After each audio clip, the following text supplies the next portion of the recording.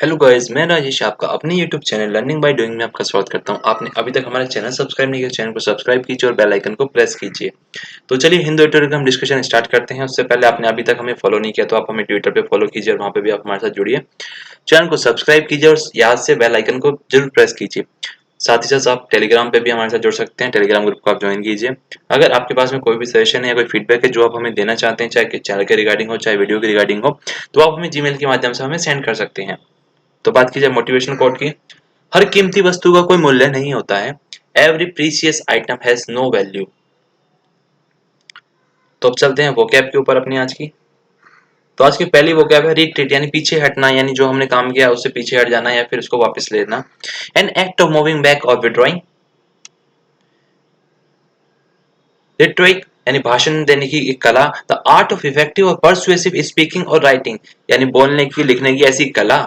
Specially the exploitation of figures of speech, मतलब कि आप शब्दों में जो बोलते हैं उससे लोगों को किस प्रकार से प्रभावित करते हैं। अदर कंपोजिशनल टेक्निक्स को अपनाकर भी आप किस प्रकार से लोगों को अपने जाल में फंसा लेते हैं इनडायरेक्टली।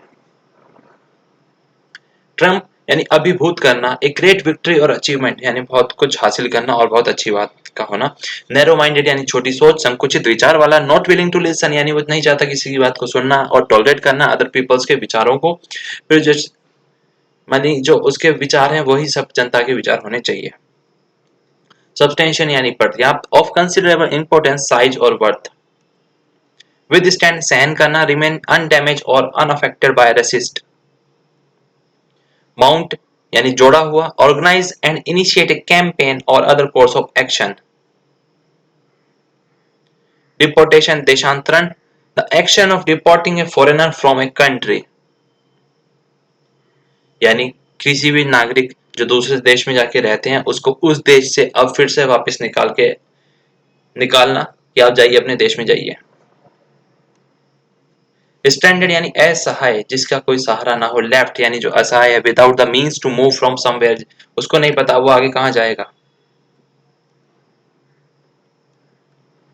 फोइस्ट यानी थोपना किसी चीज को। इम्पोज एन अनवेलकम और अननेसेसरी पर्सन और थिंग ऑन।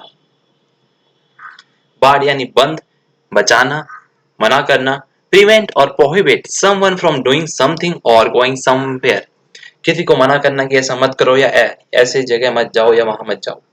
सागास यानी कहानियों। ए लॉन्ग स्टोरी, बहुत लंबी कहानी। ऑफ हीरोइक अचीवमेंट यानी कुछ हासिल करने वाली। Specially a medieval prose narrative in Old Norse और ओल्ड आइसलैंडिक, और स्पेशली वो जो पुरानी कहानियां होती हैं। रैचेट यानी शाफ्ट, ए सिचुएशन और प्रोसेस दैट इज परसीव, उसको ऐसा परसीव महसूस करना। To be changing in a series of irreversible steps. Backlash यानी फिसलना, a strong narrative reaction by a large number of people specially to a social और political development. Arm यानी राज, ए field और domain of activity और interest. Bolster यानी आधार, a long thick pillow that is place under other pillows for support, यानी एक लंबा एक थिक पिलो का मतलब होता है तकिया जिसके आप सहारे लेके सोते हो। That is place under other pillow for support, जिसको हम एक पिलो के नीचे लगाते हैं दूसरे के सपोर्ट के लिए, तो एक तरीके से आधार करना। बेस। एम्बेरसमेंट यानी परेशानी, a feeling of self consciousness, shame और awkwardness। इम्पल्स यानी प्रेरणा, a sudden strong and unreflective urge और डिजायर टू एक्ट। एलिनिएट अलगाव की भावना, मेक समवन फील आइसोलेटेड और स्ट्रेंज, किसी को अलग करना, ऐसी फीलिंग्स खाना। सक्कर परेशानी में सहायता करना। Assistance and support in times of hardship and distress, यानी जब किसी को जरूरत हो उस टाइम पे किसी की आप मदद करते हो, सहायता करते हो उसकी परेशानी को दूर करने में, तो उसे कहा जाता है सक्कर। तो ये थी हमारी आज की वोकेबलरी। उम्मीद करता हूँ आपको पसंद आई होगी, काफी कुछ नई सीखने को भी मिली होंगी। तो चलिए मूव ऑन करते हैं अपने आज के आर्टिकल के ऊपर कि आज का आर्टिकल क्या है, उसका टाइटल क्या है। तो आज का जो आर्टिकल है वो है, टाइटल है उसका पॉलिसी रिट्रीट, यानी जो पॉलिसी, जो नीतियां, जो नियम कायदे जो बनाए गए हैं उसको वापस लेना। ऐसा कहा जा रहा है कि ऐसा होना चाहिए। तो इसको जानते हैं डिटेल में क्या कहा गया है। Trump must deliver on jobs, Trump को देनी चाहिए वहां पे जॉब्स, नौकरियां। उसको एंगेज यानी उस कला में जो बोलने की, भाषण देने की कला है, वीजा के ऊपर उसमें नहीं जुड़ना चाहिए टू स्टे इन ऑफिस की, जो केवल ऑफिस तक ही सीमित है। Market forces and common sense appear to triumph over narrow minded economic protectionism in the US on student visa. जो मार्केट की फोर्सेस हैं, यानी जो बाजार की जो ताकतें हैं, जो संरचनाएं हैं, और कॉमन सेंस यानी जो आम लोगों की जो सोच है, common sense appear to triumph on narrow minded,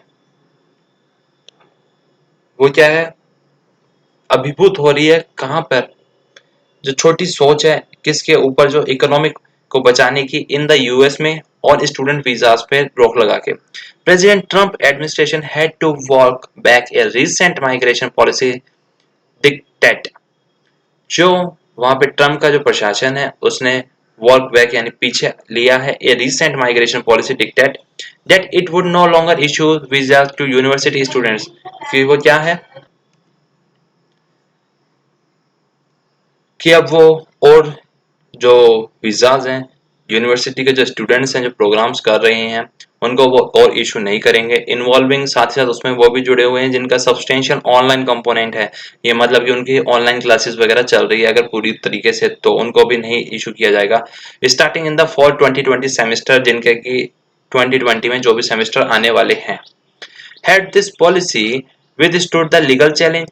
क्या यह पॉलिसी जो लीगल चैलेंज होंगे उसके ऊपर खड़ी उतरेगी? That was immediately mounted by Harvard university. और यह जो पॉलिसी है इमीडिएटली यानी जोड़ दी गई हार्वर्ड यूनिवर्सिटी के द्वारा, था MIT and over 200 other universities भी।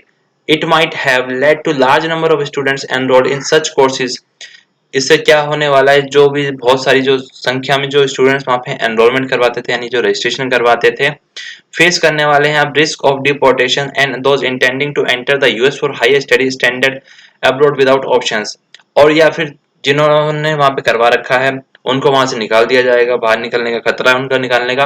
और जो चाहते हैं कि यूएस में एंटर करना, वहां पे रह के पढ़ाई करना, तो उनको भी क्या है, अब कोई ऑप्शन नहीं है उनके पास में कि वो वहां पे जाके पढ़ाई कर पाए। The university is joining the case against the decision of the federal migration and custom enforcement argued in court that this policy. और जो यूनिवर्सिटी ज्वाइन कर रही है इस केस के खिलाफ, कि जो डिसीजन है जो फेडरल माइग्रेशन और कस्टम एनफोर्समेंट का, वो अभी क्या है वहां पे तर्क वितर्क चल रहे हैं कोर्ट में, that this policy described as, उस पॉलिसी को डिस्क्राइब किया गया जो ये पॉलिसी है क्रूल एंड इलीगल, कि ये इलीगल है और बहुत ज्यादा क्रूल है यानी खतरनाक है। Undermine their effort to create a safe, और इसमें जो एफर्ट्स डाले गए हैं वो काफी कम है कि भाई इससे सेफ कुछ होगा। Online based learning system admits the ragging pandemic. और ऑनलाइन बेस्ड जो लर्निंग सिस्टम है वो तो अभी पेंडेमिक के दौरान देन है, कि अभी जब क्लासेस जो वर्चुअल क्लासेस हैं, जो लाइव क्लासेस वो नहीं चल सकती, तो इसलिए वर्चुअल क्लासेस चल रही है यानी ऑनलाइन बेस्ड क्लासेस चल रही है इस पेंडेमिक के बीच में। However, their fight may be far from over, लेकिन जो उनकी लड़ाई है वो उससे कहीं ज्यादा है। Both the universities and their prospective international enrollees would be wise to remain alert. दोनों चाहे वो यूनिवर्सिटी हो चाहे वहाँ पे इंटरनेशनल एनरोलीज यानी जो बच्चे हो जहाँ वहाँ पे जो एनरोलमेंट करवाना चाहते हैं, जो रजिस्ट्रेशन लेना चाहते हैं, उन दोनों को ये जरूरत है एकदम सचेत सावधान रहने की। टू द पॉसिबिलिटी की संभावना, जो additional restrictions foisted on to the entry process at the future date, कि हो सकता है ऐसी कोई और भी रिस्ट्रिक्शन यानी रोक लगा दी जाए, जो थोप दी जाए उनके ऊपर एंट्री प्रोसेस में किसी फ्यूचर डेट पे भी, यानी आने वाले समय में कुछ भी हो सकता है कि बाहर से कोई आए नहीं, ऐसा भी कुछ हो सकता है, तो उसकी संभावना भी यहाँ पे जिक्र किया गया है। Already the administration had clarified that newly enrolling international students, और पहले से ही जो वहाँ का प्रशासन है उसने क्लेरिफाई कर दिया कि जो नए एनरोलिंग इंटरनेशनल जो स्टूडेंट्स है possibly up to 2 lakh across the US, और जो संभावना है हो सकता है कि 2 लाख तक के हो अक्रॉस पूरे यूएस में, will be barred from taking purely online classes while living in the country. अगर वो वहां पे रह रही हैं तो उनको ऑनलाइन क्लासेस नहीं मिलेगी, मतलब अगर बच्चे यूएस में रह रहे हैं तो उनको ऑनलाइन क्लासेस नहीं मिलेगी। Will be barred from taking purely online classes, रोक लगा दी गई है उनके लिए। Yet the battle will continue from the other side too, और यह लड़ाई दूसरी ओर से भी जारी है।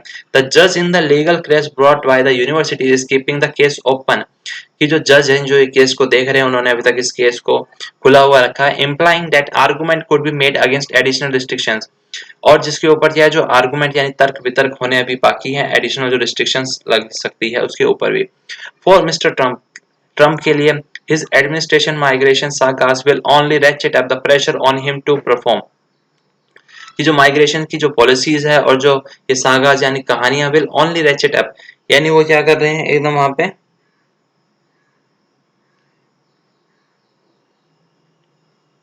प्रेशर बना रहे हैं उसके ऊपर टू परफॉर्म, कुछ करें वो।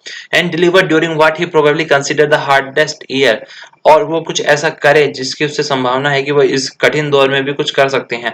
Politically of his first term, और जो इनका ये राजनीति के तौर पे पहला टर्म है। On the one hand he is facing a sharp legal backlash in the of migration policy, और एक और तो वो फेस कर रहे हैं किसको, जो पूरी तरीके से जो लीगल के जो बैकलैश है उसको, यानी जो नेगेटिव चीजें हैं कानून की उनके लिए उसको, इन द आर्म यानी किसके राज में, माइग्रेशन पॉलिसी के राज में। Not only in the case of student, ना केवल स्टूडेंट्स के केसेस में जो ऑनलाइन कोर्सेज ले रहे हैं, but also on his ban on the issuance of H1B visas for skill worker and several other worker visas. और साथ ही साथ जो उन्होंने बैन लगाया H1 वीजाज पे भी, उसके लिए भी उनको लीगल केसेस अभी देखने हैं। सेकंड और दूसरी जो बात है, his job approval rating are on the decline in the face of his government mismanagement of policy to contain the spread of COVID-19। और जो उनकी गवर्नमेंट की जो अप्रूवल रेटिंग्स है जो जॉब्स की, वो भी क्या है कम होती जा रही है धीरे धीरे। जो इसका कारण बताया गया गवर्नमेंट की मिसमैनेजमेंट है वहां पे, पॉलिसी का जो कंटेन यानी जो रोक नहीं पा रही है कोविड-19 को। The ineffective steps it has taken to bluster the economy, और ये क्या है इनइफेक्टिव यानी अपर्याप्त उनके स्टेप्स हैं यानी जो उपाय हैं वो कर रहे हैं कि इकोनॉमी को एक आधार पे ला सके, बेस पे ला सके। And A surge in racial tension, और साथ ही साथ वहां पे क्या रेशियल टेंशन भी बढ़ रही है। थर्ड, हिज डेमोक्रेटिक राइवल्स, और तीसरे वहां पे जो डेमोक्रेटिक्स यानी उनके दुश्मन हैं, राइवल्स हैं, जो कंपिटिटर्स हैं, जैसे Joe Biden is trying to capitalise on mister Trump failings and find a path to victory in November presidential election. कि वो कैपिटलाइज यानी वो इस मौके को हासिल करना चाह रहे हैं जो मिस्टर जो बिडेन है, कि जो मिस्टर ट्रम्प की जो फेलियर्स हैं, जो असफलताएं हैं, और उसी को एक पाथ बना के, उसी का एक रास्ता बना के कि जिससे वो जीत हासिल कर सके जो नवंबर में होने वाले राष्ट्रपति के चुनाव हैं उसमें, यूएस में। इन सब के बावजूद the embarrassment of retreating on his latest visa policy, और जो उनको शर्मिंदगी झेलनी पड़ी है जो retreating on latest visa policy को यानी वापस लेने के लिए। Mister Trump is unlikely to back down from his broader protectionist impulse for fear of alienating the core of his base। और जो मिस्टर ट्रम्प है अनलाइकली टू बैक डाउन, यानी ऐसा नहीं था, लग रहा था कि वो वापस लेंगे या लेनी चाहिए उनको, from his broader protectionist impulse. लेकिन जो व्यापक स्तर पे जो ब्रॉडर प्रोटेक्शंस हुए, इम्पल्स यानी जो प्रेरणा मिली उनको, स्ट्रॉन्ग जो उनको डर है किसका, alienating the core of his base, कि उससे अलग होने का। Those whose jobs he claims to protect from foreigners and migrants, कि जिनकी वो दावा कर रहे हैं कि उनकी जो अगर भारत से कोई आएंगे तो उनकी जो वहां के जो मतलब कि यूएस के जो लोग हैं उनकी जॉब को खतरा है, तो उसके लिए however he will have to proactively address the precarious state of the US। हालांकि उनको अब जरूरत है प्रोएक्टिव तरीके से एड्रेस करने की जो वहां की जो समस्याएं हैं यूएस की अभी जो मैक्रो इकोनॉमी है, थ्रू फिस्कल मेजर्स अपना के, वाइल साथ ही साथ ऑल्सो प्रोवाइडिंग सक्कर यानी परेशानी के दौर पे जो 10 मिलियंस ऑफ वर्कर्स हैं उनको सहायता देके, who have lost their livelihood through this crisis, जिन्होंने क्या अपनी जॉब खो दी है इस संकट के इस दौर में। तो ये था आज का आर्टिकल, उम्मीद करता हूँ आपको सीखने को नया मिला होगा। आपने अभी तक हमें फॉलो नहीं किया तो आप हमें ट्विटर पे फॉलो कीजिए, चैनल को सब्सक्राइब कीजिए, टेलीग्राम ग्रुप को ज्वाइन कीजिए। अगर आपके पास में कोई सजेशन है, कोई फीडबैक है जो आप हमें देना चाहते हैं, वो आप हमें जीमेल के माध्यम से हमें भेज सकते हैं। Thank you.